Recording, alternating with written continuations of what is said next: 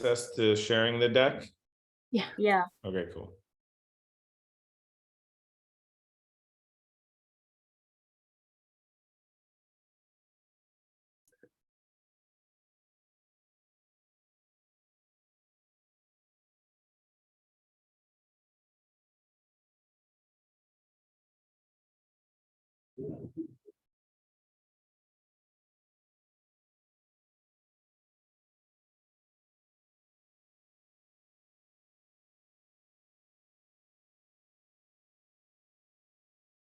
That looks like a pretty relaxing place to hang out.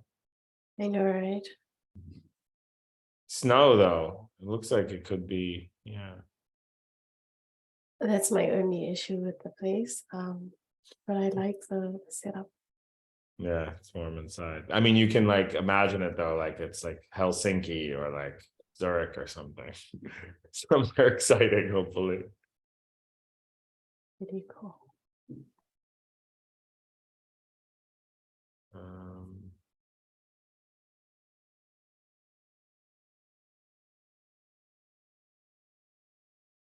I think people are coming in. We can maybe give them a few minutes to let them in, and then we can start thereafter. Right?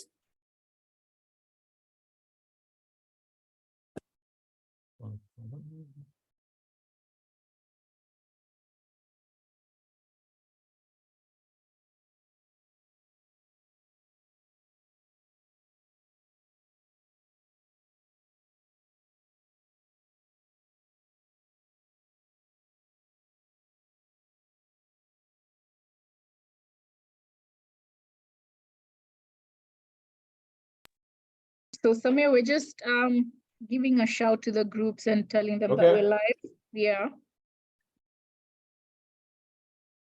Patience is a virtue. We're happy to wait a few and get started thereafter. But those of you who have joined, welcome.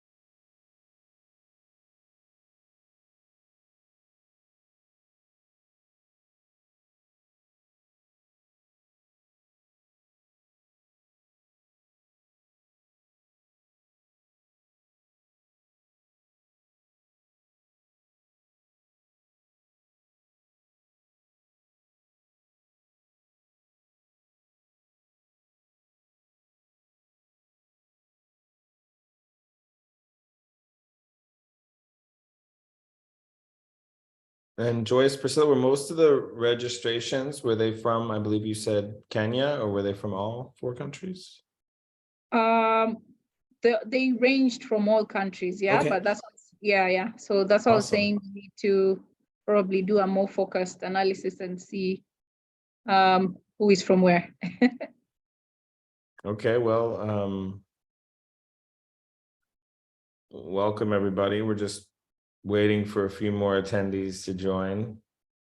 But thank you for being here. We're excited to share some perspective about the CFA program and our journeys, and hopefully make some new friends. More people are coming in, so we'll pause for a few more.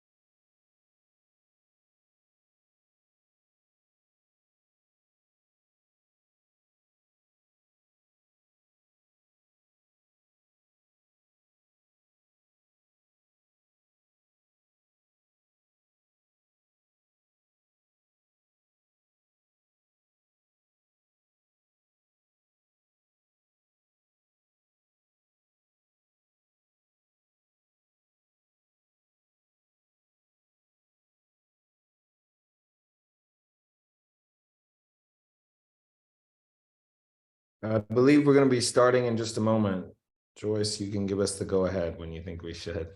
I think there's some questions about that. Yeah, Sameer, I think perfect timing. We have a good audience, so go ahead. Okay, great. All right, let's get started. Hi, everyone. Thank you so much for joining.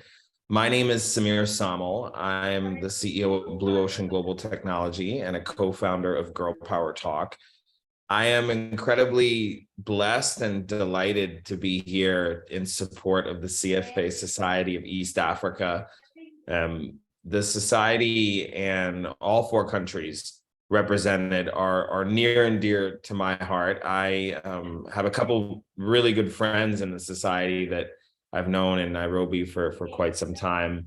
And I had the pleasure of meeting Joyce and Priscilla and some of their leadership team at a CFA conference this past October. And they were sharing a little bit about how committed they are to helping the next generation of finance leaders. And so I said that, hey, you know what, that is part of my mantra as a professional, is to empower and inspire and support how young people gain the confidence and knowledge to make the most informed decisions. And so with that being said, I'm delighted and honored to be here to talk about the CFA program, to talk about my journey in finance with my esteemed colleague, Chipiwa Mukono. I can tell you first and foremost that the CFA program is something that is near and dear to my heart because I've been afforded incredible opportunities professionally, personally, and I can certainly, and I will certainly talk a little bit about those. But the reason why Chipiwa and I are here, we, like all of you, have a lot of things going on, and that Abraham Lincoln notion of too many horses and not enough oats. And so we really are here because we care. And we want to give our time to being able to support you. And so today is about you. It's about you being able to ask your questions. It's about you being able to get some understanding of what the CFA program is and hopefully move forward with confidence with respect to your career and creating opportunities. And Chipiwa, you can, I think, maybe briefly introduce yourself and then I can continue it forward. Sure, Sameer. Thank you. Hi, everyone. I hope you are well. Thank you so much for giving us your time, giving us your ears. My name is Chipiwa Mukono, and I'm from Zimbabwe, and I am a past participant of the CFA program, although I'm yet to earn my charter. I've just sat through all the levels of my exams, and I'm looking forward to completing the next step. And my hope is with this session, I can share what I know from the perspective of someone who's a little closer to college than Sameer is, a little bit less experience as well, in the hopes that my journey would be more relatable and would encourage you to take on the program, or at least consider taking on the program if it's right for you. And with that, I would like to pass it back to Sameer. Thanks, Chipiwa. That was a nice way of her saying that I'm older, but hopefully still cool and relatable to all of you.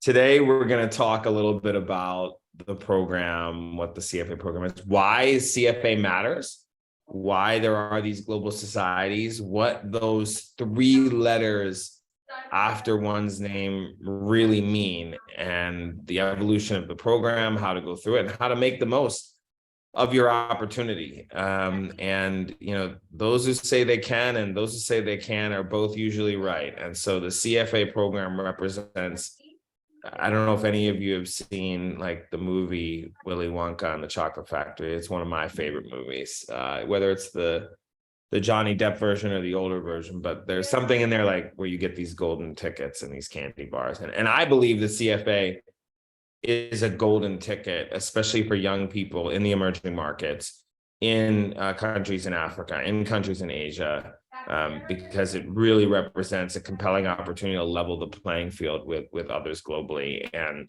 that's what we're here to talk a little bit about. The CFA program, of course, is a globally recognized qualification provided by CFA Institute in Charlottesville, Virginia. It's one of the highest distinctions in the investment management profession. And its expertise focuses on, of course, finance, and there's core disciplines within it, and real world skills that relate to the investment management profession. I just want to take a brief moment because I know we had some questions. So one of them was from our friend Sunny. Sunny, thank you so much for asking that question. So Sunny asked, would the adoption of artificial intelligence in the finance industry render some professionals jobless as firms are in the race kind of adapting to ever-changing technology so as to remain profitable? And I think one of the core things to remember here is that technology is one thing, Adam Smith, The Wealth of Nations, that changes everything. And I will say that I actually authored an article for CFA Institute, Sunny, about why people drive artificial intelligence today and tomorrow. And so I just put that answer in the Q&A, and I'll also put that. I think if I can put this to everyone on the group, I will. I'm not sure if I have the ability to do that, but I did give you in the Q&A an answer to that. And I think what I would say is that artificial intelligence is only as useful as the people that are driving it and using it. And so we can't change the fact that technology is going to take over some tasks and is going to be able to actually make things more efficient. But it's how, as people, we leverage that technology. So I hope that's helpful, Sunny, but we're happy to answer and comment more on that. But of course, artificial intelligence and fintech are things that have actually been integrated as part of the CFA program. So thank you for your question. Chipiwa, you want to go ahead on the slide? Sure, no worries. Thank you, Sameer. So in order to become a charter holder, which allows you to put the CFA letters after your name, you would need to pass all 3 exams, get qualified work experience, and submit reference letters. And the experience requirement is 4 years, and it should be related to the investment decision-making process. And on the exams, you are able to join the program while you're still in university. And you can apply for your level 1 as long as you have less than 2 years before you graduate. You can apply to start your level 1 while you're still in university. And then these are some of the reasons why the CFA program is important and has been important to me. It's allowed me to network with people who are further down their journeys, and it's a common ground that can get you started in conversation with, whether it's future employers, people you want to work on some projects with, people who interest you, you'd like to be mentored by, any of those people. Just mentioning that you're taking part in the program gives you a listening ear for, a small community of people who have also taken part in this program around the world. And I say small community because, correct me if I'm wrong, Sameer, it's less than 160,000 charter holders worldwide, right? Yeah, I'm not sure the exact numbers, maybe one of our colleagues from the society, but I also know that maybe that's active. I think total charters given is around 200,000, somewhere around there. But yeah, there are more people that graduate from business school and get an MBA each year than our CFA charter holders ever. Right, thank you for that. And then the other thing, the reason why I did it was for career opportunities. Having come from a background where I studied something in undergraduate and decided I wanted a career in finance, this was a way for me to pivot into finance without having to go to undergrad all over again. We will share this deck with you, and this link on this page will take you to the page on the CFA Society website, where you can see which different areas of finance your skills would fit into if you were to take the program. depending on whether you're more social or more technical, and what you enjoy most. So the program has evolved quite a lot over the years in order to maintain relevance. So what they do is they do surveys with practicing professionals in different companies that hire charter holders in order to keep things fresh and relevant to the market trends and needs. And as mentioned in the question about AI by Sunny, AI is one of the topics that the CFA Institute is really discussing right now, is really, participating in talking about and seeing how it affects finance. In my opinion, I wouldn't say, finance professionals would all become jobless or anything like that. Some probably will, but I wouldn't say it's like an everyone thing. I think the idea is to learn to use AI and these technologies in order to complement what you can do as a person, so that you don't become, the useless person who cannot use AI. So for me, I'm taking it as the time before computers and having to learn Excel, because everyone was now expected to know how to use a computer and how to use spreadsheets. So I'm taking it as the same transition just happening in our generation. Hope that helps, but that's how I'm looking at it. So I am trying to learn as much as I can about how AI will affect finance, just so that I can position myself to still be competitive in the industry and, to be able to apply technology to whatever I do so that I don't become obsolete. Sameer, would you like to add anything to this? Yeah, thank you. That those comments were so thoughtful. I don't know if I can, but I probably can just offer just a few lines about how, there's something about the CFA charter holder that gives you relevance and credibility. So no matter where you're at. So for instance, I was born in the United States. I grew up in the United States. I went to school there. I've lived and traveled around the world. Currently, I'm at Girl Power Talks offices in India, where I spend a considerable amount of time. And no matter where I'm at and you meet a CFA charter holder, maybe it's at the conference in Vienna when I'm meeting some of the leaders from the East Africa Society, you've all gone through the same journey. You've all had to pass the same exams. And so there's a standard to it that employers and people recognize. And yes, it's true that perhaps the CFA is not as well recognized and understood in emerging economies. But I believe that's even more of a reason why you should be interested in it, because it's something that is only going to continue to grow and gain prominence. And when you hand your business card, when somebody sees an email thread and you've got CFA after your name, you are immediately somebody that people hold in high regard and recognize the baseline level of competence. We are going to cover, I think it's Mutatina said, what are the basic requirements for joining the CFA and how much is required to study the CFA per year? Those are questions we are going to continue. So instead of me drolling on, I think we'll move through the presentation and we'll cover some of these questions. Tobias, as well, your questions on some of the exemptions that's coming. Right in time. Right in time, Mutatina. So you had a very appropriate question. All right. Yeah. Would you like to go first, Sameer?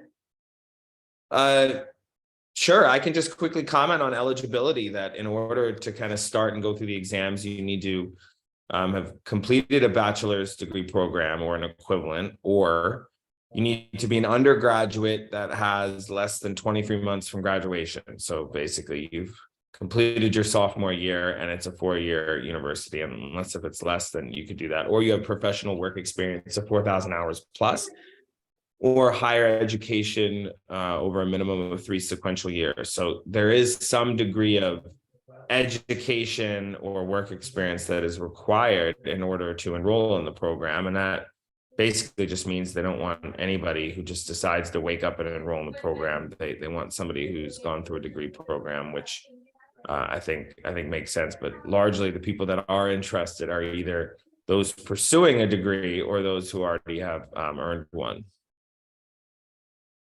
Awesome. And maybe just to add to that, you do not have to be studying a finance degree program or economics in order to partake in the CFA program. You could be studying psychology, history, English literature.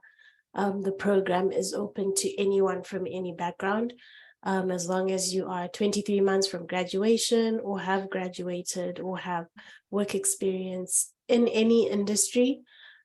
You would be able to apply to join the program. And then we have Tobias' question, kindly advise if there are some exemptions. So in order to do the CFA exams, there are no exemptions. Everyone writes all the exams. Where you do get its exemptions, however, is when you want to go for masters, and some master's programs will exempt you from some levels of, the curriculum they have, because you would have done the CFA program. Eric is saying there are exemptions. I am not aware of them, but if you could please share more in the chat box, we'll be happy to read them out and have everyone know the same as well. And then Kakundwa is asking, does age matter for this program? Age does not matter. However, typically, because you would have to have done at least a year of university if you're doing a 3-year program, or 2 years of university if it's a 4-year program, you typically find that, the minimum someone would have is probably in the, 19, 20, 21 year age range. However, if you started working at, 16 and you get to 20 and you have your 4 years of work experience, that still counts as well. So age is not something they mention. I hope that answers your Many question. people do the program while they're mid-career, early career. I think Chipiwa was one of those. I was one of those. I was working at Merrill Lynch in New York and New Jersey when I started going through the program when I think I was 25. So many times people are going through the program later and while they're professionals, although I would say that I wish I would have done the program earlier, looking back on it, just because it's something that has so much value, and the sooner you do it, the faster you're going to start to realize benefits from it. Awesome. Thank you, Sameer. Hanga, we're coming to your question just now about scholarships. So in order to sign up for the program, kindly let us finish this off. We've got the need for an international travel passport. Typically, you will not be allowed to write without a passport. And you need the ability to take the exams in English, and you do sign a professional conduct form in order to say that you are complying with the conduct that is required of you. And there are some countries which are not allowed to participate due to sanctions, but none of the countries in the East Africa Society are one of those. So all of you can pretty much join the exam. And then there's a frequent and heated discussion, CFA or MBA, which one should I do? Which one is better? Why would I do the CFA, especially, when sometimes you haven't really heard about it or come across someone who's done it. Sameer, would you like to go first and discuss some of the things to consider when looking at this? Yeah, I mean, I think it does come down to matter of preference. I'm of the belief, having wrestled with this question myself, that I think that they're not necessarily mutually exclusive. You can do both. I'm, of course, maybe somebody who's a little bit biased towards the CFA, but I think that is justified in that, as I mentioned earlier, it's relatively easy to enroll in an MBA program. Now, of course, going and many attribute and compare earning the CFA charter to getting a top 10 MBA degree. But I'll tell you that because it's relatively easy to enroll in an MBA program versus going through the CFA program is going to take 3 years. It's going to take a considerable amount. It's going to take hundreds of hours. I mean, they say at least 300 hours per exam. I think that's right. I probably maybe put in close to double that at times to make sure that I got through. But I think that from my perspective, what's also nice about the CFA is that you don't have to kind of pause your whole life to go through an MBA program. You can do that while you're in undergraduate. You can do that while you're working. But I would just go down, I'd reference the supply demand. There's a very few amount of CFA charter holders globally, and that's going to make it of value in perpetuity. Thank you, Sameer. And then the other consideration is also in terms of where you would like to drive your career. So people do suggest if you want something that's generic, focused on business, maybe you could do the MBA first. But if you want your focus area to be investments, to be that section of finance, then the CFA program would be better because it does go deep into topics that have to do with investments and finance in that way. And then in terms of the cost, looking at the whole journey of someone going through an MBA versus the CFA program would be more cost effective based on the value of what you get after going through it. And then in terms of program difficulty, the CFA program has been known to be more difficult than most MBA programs out there. And as Sameer mentions, the minimum people look at studying to pass a CFA program is 300 hours per sitting. And this is minimum, and a lot will go over that just to get over the exam. So it's a commitment, although it's a flexible one. So like Sameer said, you still get to have something of a life while you get through that, which is really nice. And then for networking, for the MBA networks, depending on the school you go to, that's going to determine what sort of network you get access to. Whereas for the CFA program, all you have to do is say, hi, I am taking part in the CFA program, and you'll find more likely than not, people will be interested to chat with you, connect with you on LinkedIn, and have some sort of conversation with you. So in terms of networking, this opens up your doors to so many people around the world, so many people from different walks of life working in different areas.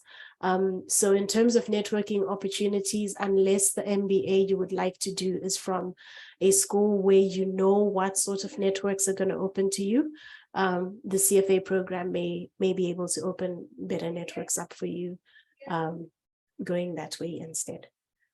And then the next thing we would like to talk about is scholarships, and hopefully we will answer your question, Hanvawata. I hope I'm saying your name correctly at this point in time. So there are a number of scholarships out there. We have the Access scholarships, which are for anyone who comes from, whether it's a disadvantaged background or if it's, from a place where they can argue the case that they cannot afford to pay the full fee. They would get their fee reduced to $250 or $350, one of those two amounts. I'm not sure if it's off the top of my head. And then you also have the women's scholarships.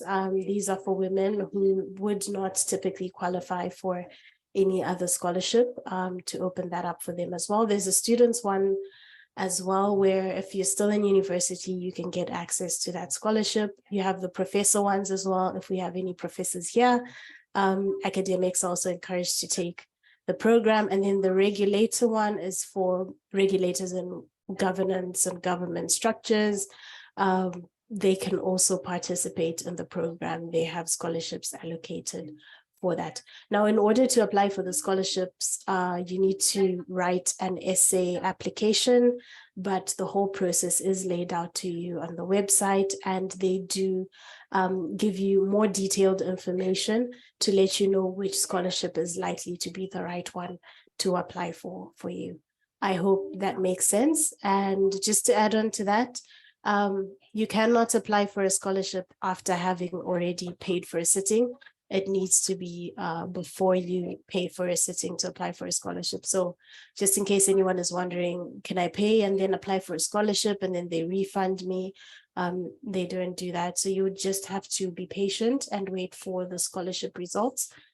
And if you get one, then you can proceed with paying the amount that's left and proceed with your exam. There is, of course, always the gamble that, you know, you may not get the scholarship and then you have run out of, you know, some time to study, and then you still have to pay the full amount and all that. But it's worth a shot of, you know, waiting it out and seeing if you get one, and then having to be really disciplined about studying after that. So I hope that answers your question, Hanga. Thank you. And just to answer a few of the other questions, so there's an anonymous attendee that asked in regards to work experience, what kind of experience counts to get the charter? Just 4 years of management consulting specializing in pipe due diligence count? Likely, I do believe that experience would count. It would all come down to how you submit that to the Institute and some of the detailed bylines that you share as to what you were actually working on, but ostensibly or outwardly appearing as such, I do think that would qualify. And that is one of the challenges in the emerging markets in particular, is finding companies that will provide you opportunities that have appropriate or relevant experience. And so that is not necessarily something easy to find, but I believe that also presents an opportunity. And so that work experience is incredibly important, because once you pass the exams, you have to get that work experience requirement fulfilled, and then you're able to move forward with the charter. You have an exam center in Uganda. I'm not positive on that. I know that there are a number of charter holders in Uganda, and so I'm not sure, but I believe that the Institute, if they don't have an exam center in Uganda, then they would make arrangements and they would tell you that this is the one you'd be going to neighboring wise. What I'll say is that because there are charter holders in Uganda, it's definitely something that people have overcome in order to actually go through their journey. Jethro is asking, what is the pass marks for CFA exams? And so the CFA exams are notoriously difficult. Typically the pass rates on the level 1, level 2, and level 3 exam always range between 30 and 40%. That is, I think, a good thing. I think that maintaining a high standard is something that keeps the charter valuable. Yes, they're not easy. There's also many people who maybe their employer pays for the exam, they register for it, they don't study, they go and sit. So if you put in the time and effort to give it your best, you will have a pretty good chance. And that's where Chipiwa and I and our team at Girl Power Talk certainly are advocates of being able to help people through that journey. So that's a good question, Jethro. I hope that helps and answers that appropriately. Thank you, Sameer. On to making the most of the program. Sameer, could you please share a bit about your networking journey, your volunteering journey? Yeah, I think that if you're young, and this is why we're doing this program, if you're young, first off, you know, it's really hard to find qualified professionals and people that you admire and respect to be your mentor, to take an interest in you. You know, if you show up at an event, if you reach out to somebody, many times, you know, you're going to get a little bit of the cold shoulder. But what's so special and unique about the CFA program and the CFA community is that you have a collection of some of the best and brightest people in the world. And if you're somebody who's going through the program and you're a level 1 candidate, you're a level 2 candidate, you know, people who have the CFA are more so than not always going to be open to and amenable to talking to you, to sharing their experience. And I personally have been fortunate and blessed. I volunteered in my local society. There may not be an easier way for all of you to gain new relationships, to learn about the different disciplines in finance, to connect with people, and genuinely to move your career forward than joining and volunteering at the local CFA Society of East Africa, by going and attending events, by reaching out to Joyce and Priscilla and saying, hey, I want to volunteer and help. Like, what are the things that, you know, I can contribute to? Maybe it's helping post on social media. Maybe it's helping send emails. Maybe it's sharing some of the presentations and programs to get more people interested. But there's so many ways to get involved. And when you volunteer your time, we make a living by what we get in a life, by what we give. In addition to volunteering and being a part on several councils, I've hosted CFA's talk show. I've been a grader of CFA exams for about 10 years, which was, some of you might be thinking like, wow, Sameer, you really are a loser. Like, why would you do that? But it actually was one of the best kept secrets at CFA Institute, because for up until COVID, they would fly in 500 to 800 charter holders every year, and we would grade exams for 1 or 2 weeks. And it was just an incredible bonding, networking, and really exceptional time. I've also spoken and delivered programs on a number of subjects to probably 50 plus CFA societies over the last 4 years, and have been blessed to have been hired to travel all over the world to meet CFA charter holders. And there I've made incredible friends, I've made business partners, I've made colleagues, and that is I've found new clients. That has also been a huge opportunity in joining the local community. Even that article that I shared, we put out there, why artificial intelligence today and tomorrow, why people drive it. Chipiwa and I have authored an article together that was a big reason, as to why societies have reached out and said, hey, we read your article, we'd love to have you share more perspective on it. And it's kind of the gift that keeps giving when you put yourself out there. So all those opportunities stem from getting published, stem from being part of the CFA community. So I probably could droll on for another hour, but I hope that gives you some perspective on just how awesome and unique of an opportunity it is to join this special community and to go through the exams. And you don't have to, have the marks and get the experience requirement and pass all the exams or even the first one in order to get involved with your local society. I'm sure they would love to have your energy and intelligence, because they're doing a lot of great things at the CFA Society of East Africa. Thank you, Sameer. And then we have a question from Eastern Region. Are there any exemptions for holders of CPA Uganda qualification? I'll just reiterate this again. There are no exemptions for any of the CFA exams. You will have to write all the levels, all 3 levels, without exemption. If it so happens that one of the readings in there is something that's your strong suit and you're familiar with, then lucky for you. You get, I guess, a section in the exam that you're 1 leg up maybe, but you still do have to work really hard to get through all the exams. I hope that answers your question, Eastern Region. And then to move on, there is a discussion of CFA, and Sameer only put one of his designations after his name today, but he's got like CFA, CAIA, and other things after his name, CFP as well, if I'm not mistaken. So people do take other professional courses before, after their CFA program. A common one for people interested in risk is the financial risk management course, for financial planners, CFP, for accountants, CPA. So for a number of people, I wouldn't say it's a lot, because I don't have the numerical statistics on this, but a lot of people do take the CFA and something else, depending again on how they want to drive their careers. And then for some, they will take additional business courses. For some, they will take industry specific courses. So for instance, if you are interested in investments, but you're interested specifically in social impact initiatives, then you would probably take industry specific courses in social work and how investments would work in that space to run a profitable business or make a profitable investment in a social impact setting. Sameer, would you like to add any thoughts, comments?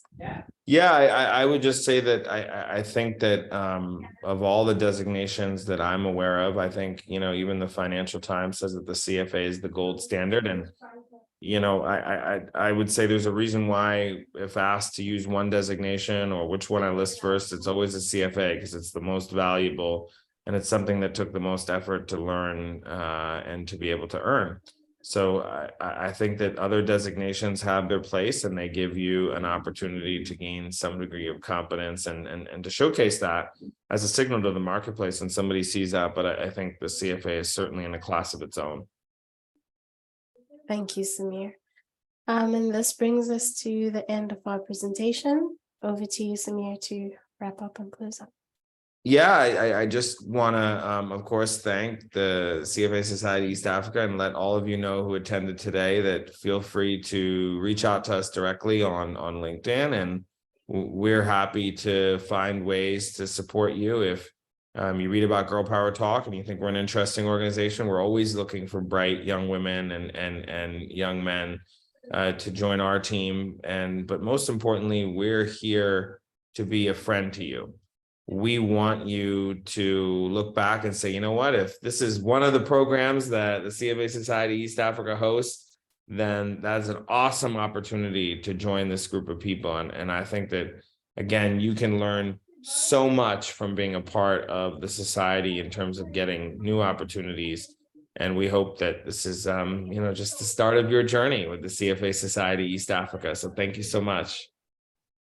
Thank you, Sameer. Maybe just so we don't leave any questions unanswered, anyone with any additional questions that they would like answered, please drop them in the question and answer box. I am seeing some come in right now. Anonymous attendee is asking how many exams are in each level and how long are the exams. Each level has 2 sessions of exams. You write it used to be a morning session and an afternoon session, but with computer-based testing, it's like session 1 and session 2. And how long they are depends on the level of the exams, spanning from 2 hours, 15 minutes to a little under that, depending on which level you are writing. But there is level-specific information on the CFA website letting you know how many sittings are on each level. So for each level, you would write all your exams on one day. So yeah, you basically study hard for one day. You start in the morning and by evening, you're done with your exams. I hope that helps out. Sameer, any additions? No, I think you covered it. Thank you. Thank you, Chipiwa. This one's for you, Sameer. CFA or ACCA? Which would you advise me to take first if I want to kickstart my career? You know, I will say through experience and knowing about both of those programs, I believe that the CFA exam is just recognized. I know there's a ton of effort that goes into ACCA too. And you know, within the CFA program, there is a pretty deep finance and accounting component. So that is covered there, but I know firsthand that the CFA program is a global designation. I know many countries have like kind of their own accounting related one, whether that's CPA, ACCA, CA. But I would, just again, defer to CFA because I think that it's something that is incredibly hard to earn and is one that is recognized by all the major financial institutions and leaders within the disciplines of asset management, portfolio management, private equity, and such. Thank you, Sameer. Florence is saying recently received a scholarship to study CFA. Well done for that. Are there study groups organized by the CFA Society before exams? If CFA Society East Africa could help us answer if there are study groups and locations, that would be great.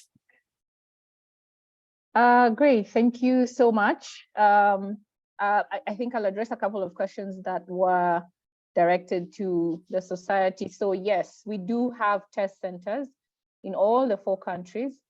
So I responded to one of the questions with regard to the Uganda one. So Uganda, we have Matt Abacus Business School, which is in Kampala. We also have Adventist University in Rwanda. And then we have the British Council offices in Tanzania. And in Kenya, usually this is at the KCA University, but then it almost shifts in year out, year in.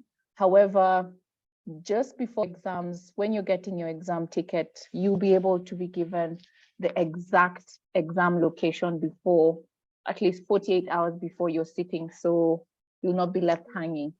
But yes, there are test centers across all the 4 countries. Another thing is, yes, we have study groups organized by the society. So once you join level 1, please contact us. We have an admin email address. Once you let us know that you registered for your level 1 or your level 2 or level 3, we're able to push you into the WhatsApp group, because we have a WhatsApp group, and that's where the sort of the candidates get in touch with each other. They get to form their study groups, they get to engage and ask questions, and just share as much as possible of their candidate journey. So I'll chat on the text box our email address. You can reach out to us, and then we'll be able to add you as soon as you shoot us an email. The other thing I think, Chipiwa, I can touch on is scholarships. The scholarships are available, like Chipiwa mentioned. Access scholarship would be best suited for this category of audience. So based on that, your exam will be reduced to $250. So that's a huge difference, considering everything is, rounding up to about $1,000 USD, but you'll be reduced to 250. And I'd like to let you know that we are the ones who approve these scholarships. So be as detailed as possible in your testimonials, in your plea for the scholarships. It comes down to us, so we have access to these things. I think I've covered it all, Chipiwa. Yes, that's accurate. That's correct. Just one last question came asking where to find resources, tools, and materials in Kenya. For example, the required calculators.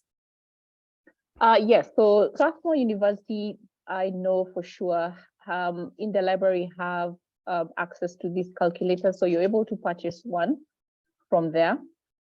Reach out to us individually. We can always connect you to someone in Strathmore University, and I guess even the more technical textbooks centers in the city have them, but I'd always refer you to Strathmore University, because they also have tuition there.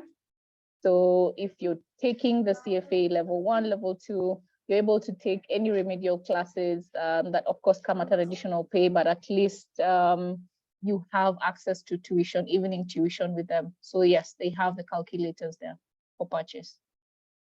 Thank you so much, Joyce. Anonymous attendee is asking, how many exams in total does one have to do in order to qualify for the CFA charter? It's 3 exams.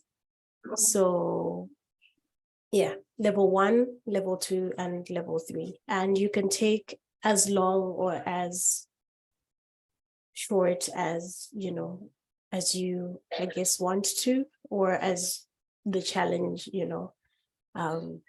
meets you to get through the exams, but it's 3 exams. I hope that answers your question. Yeah, the first one is offered, I think, 4 times a year, the second one twice a year, the third one twice a year, and they follow different formats. So I think the first one is 180 multiple choice questions, where you have a question and then 3 answers, and you got to pick A, B, or C, and they set it up so that if you make like the most obvious mistake, like that answer is there. So it is challenging. And then level 2 is cases, where you have, I believe, 10 cases in the morning, 10 cases in the afternoon, 6 questions each. And then level 3 is a short answer as well as 10 cases in the afternoon. And so, yeah, there are 3 exams, and that's what makes it meaningful and also a challenge, because it's hard to get through all 3. Thank you, Sameer. And next question from anonymous attendee. Are there organizations that have the CFA qualification as one of their requirements for applying for a job? If yes, which ones? There are many jobs that will say, hey, pursuit of the CFA is a plus, is important, or CFA required, or CFA preferred. I think that you'll find that for many different senior positions, but it also will help you just in terms of creating opportunities.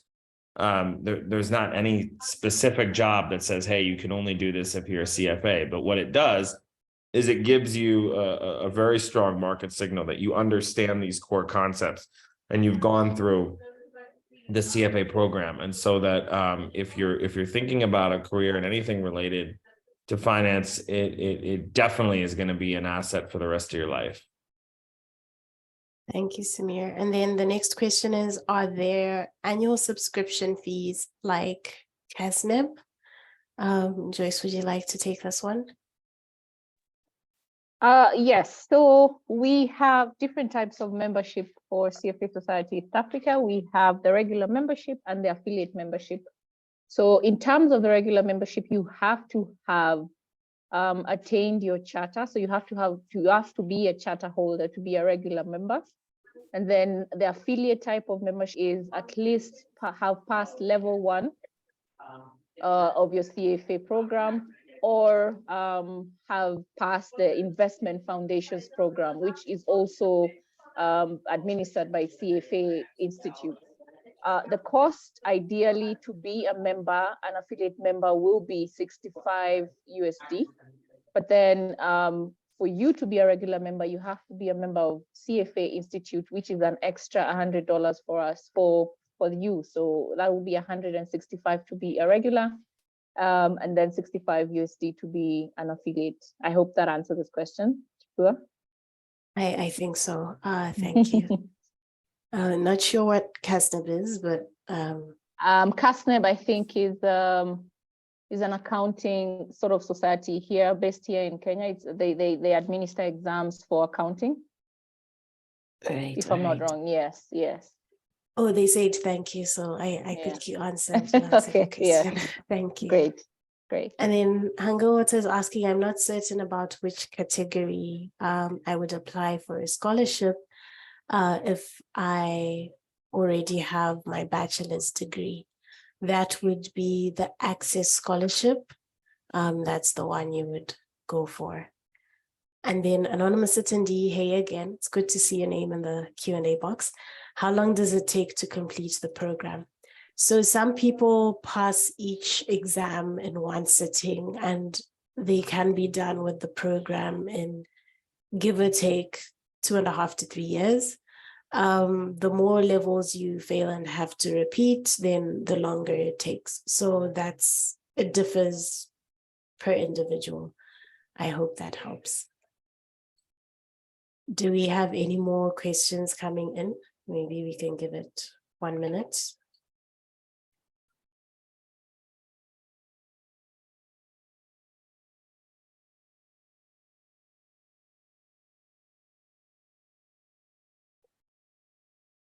Yeah, Chipu, I think I'd also maybe like to add something with regard to Hanga's question. Yes, please. Regarding the scholarship. So Access Scholarship, of course, would be better suited for you, Hanga. However, we have also the Student Scholarship. So Student Scholarship is for universities that are affiliated with CFA Institute. So that is, we only have 2 in the region. So that is United States, USIU, and then we have the Cooperative University. We're trying to get more universities into the CFA affiliation program, but right now we just have 2. So when you see the category of student scholarship, it's usually select, and it's usually set aside for students who only come from those 2 universities. So that's Cooperative University of Kenya and USIU, which is also in Kenya. But Access Scholarship is open to all. So, and I'd like to encourage you, because we're not saying this because it's limited, the opportunities are there. And CFA Institute is very generous in providing these scholarships based on the numbers that come through in terms of applications. So the more you apply and the more they see the interest in the region, the more they set aside for the region. So I'd really go ahead and encourage you to apply, because these will come to our table and we are the ones who are going to be approving for you. So just wish you the best in the application process. Thank you so much for that, Joyce. Jetra is asking, is there a limit to the number of times one can repeat the exam when they fail? There is no limit to how much you can repeat. However, say you fail level 1 in February, you may not be able to take the April sitting. You may have to skip a sitting in between and then take the sitting after that. So there is some control on how many consecutive sittings you can take for a particular level, but you can take the exams as many times as you please. I also see Joyce typing something there. Yeah, and I think we had another question about how long does it take to complete the program? I think anywhere between 2.5 years to 4 or 5 years. I think sometimes people take a break, sometimes people don't pass an exam. But the point is that what do they call the person who graduated last in medical school? They call them doctor. So what matters is just getting through the program and getting to the designation.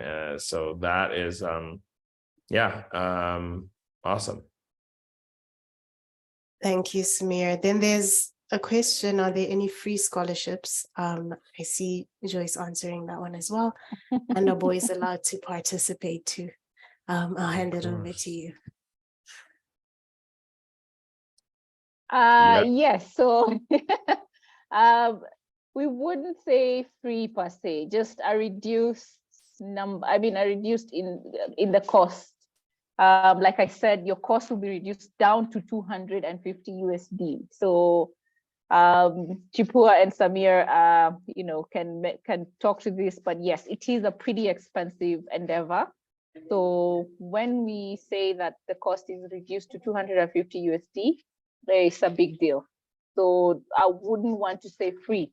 There's that would be technically wrong. But yes, boys are allowed to participate too. So if you're a boy, you'd qualify for the Access Scholarship. I hope that answers the question, Eric. Thank you, Joyce. I hope so too. I think it's the thing where Girl Power Talk is the one doing the presentation. Yes. Yeah.